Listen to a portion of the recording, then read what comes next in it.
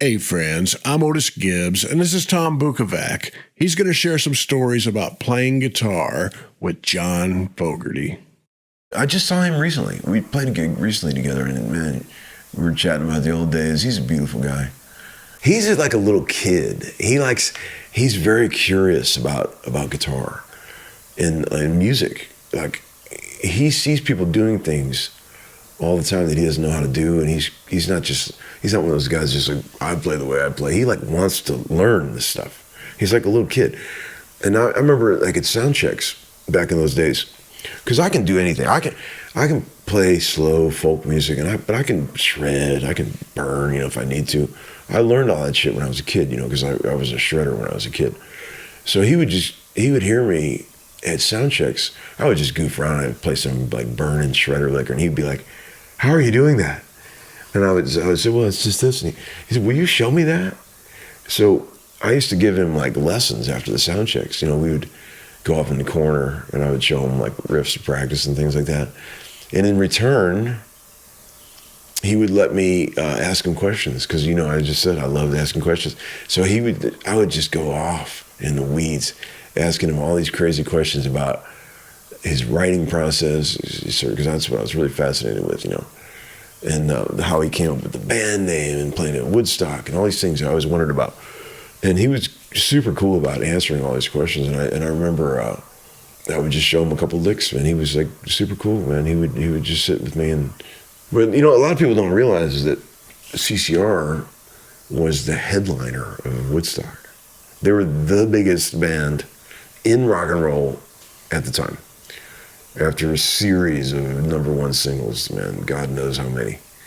I asked him, why did you never release the Woodstock footage? Because for many, many years it was unavailable. I think it's out now, but I haven't seen it. But I don't know how long ago it became available. It wasn't very long, right? And I said, man, why were you so protective about not letting that get out? He said, because it was terrible. He said, we were terrible. He said, that whole thing was so far behind schedule. We were supposed to be on it like a real reasonable sort of primetime spot, and it was so behind schedule. By the time we got on the stage, it was like 4 o'clock in the morning, and everybody was asleep. He said I remember him saying, there was just one guy out there with this pitiful red light over him, and I remember him going, "We're with you, John." And they were just played this real sleepy set, and he never thought it was very good. He said he did think they were very inspired. He never wanted anybody to see it. So you say you've seen it. Is it as bad as he said it was? No. Yeah, it was good. Yeah. So it's freaking Creedence. Right. And he's great. So he came out and sat in with us on this Jim Irsay gig recently, right? Jim hired him to come out and play like 4 or 5 of his classic tunes, right? So he gets there and he comes to the sound check and he's like, "Book, we're chatting it up." And I was like, "Man, good to see you. I haven't seen you in a long time." And I said to him, "John, because that band, the house band on that Jim Irsay gig is pretty big. There's me, Kenny Wayne Shepherd, Mike Wanchick, all playing guitars, and then there's another guy, Danny, playing acoustic in the back. There's a lot of guitars." So I said to him, first thing I said, "John, dude, I realize there's way too many guitar players up here. I mean, your music is like just real simple. Anybody you want to leave the stage, totally cool, man. We're all pros here." And he goes, "No, I'd like to have the memory of playing with all you guys."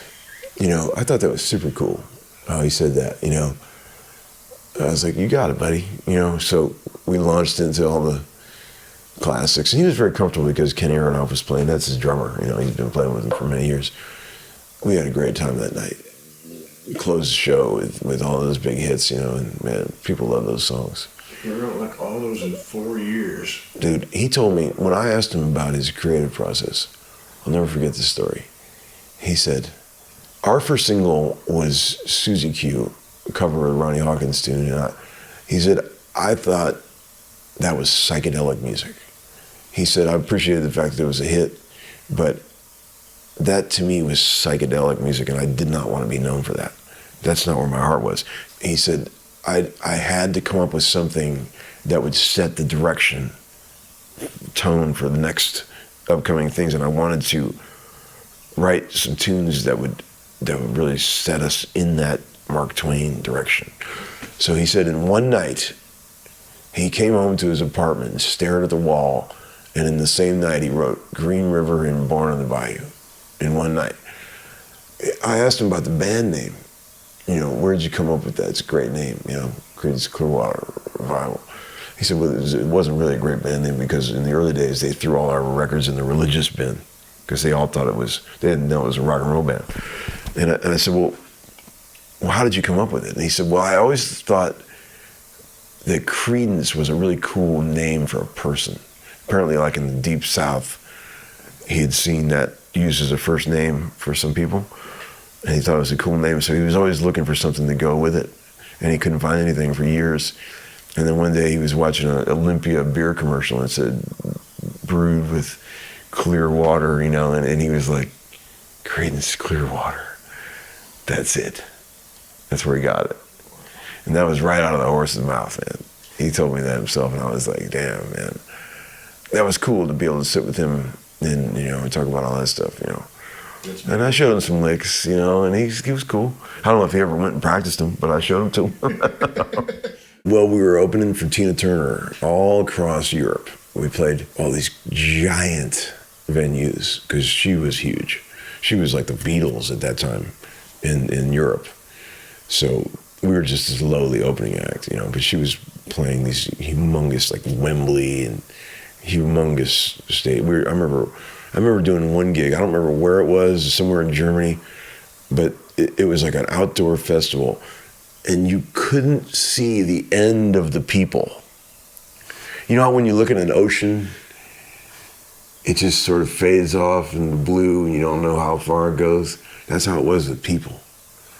It was crazy. So we would just get up and do our bit, and we'd play for an hour or something, and all the classics, you know, and then she would put on her big, giant Vegas review, and it was awesome. I mean, what a performer, you know, she is, you know. That was a cool experience, you know, for a guy that was 31 years old, you know, just going all over Germany and seeing all these crazy German street fairs and all the shit that I saw. He had some sort of pedal board that was off stage that his tech would run. His tech at the time, back in those days, was a guy named Jerry Sabatino. I remember him playing like that black 68 Les Paul that he was really well known for playing, and he always tuned it down a whole step, right? So like Bad Moon Rising is always in the key of D, right? But he don't play like that. He tunes that guitar down a whole step, and he plays a big old power chord E, and then a big old hillbilly B7, like, you know. And if you do it, he goes, look, I'll show you. And he starts playing it, and you're like, oh, fuck, well, there's the record. You know, because I always just thought it was D, A, G, D, right? But that's not how he does it. He plays a big old E chord, big old hillbilly B7, and an A chord. And it's sure enough, man, when you do that, it sounds just like it. You know, and on that gig, when I was playing with him, all he ever did was, he played all the leads, all the solos, and all they ever did was just stand there and just go, play rhythm, you know, and just like jabbing on a seventh chord, you know, because all the songs, you know, that's all I did all night, you know, and he played all the leads. It was great. We did all the hits, man, you know, it was cool. That was a lot of fun. And, man, I was thinking about that. That was fucking 23 years ago. Wow. Crazy.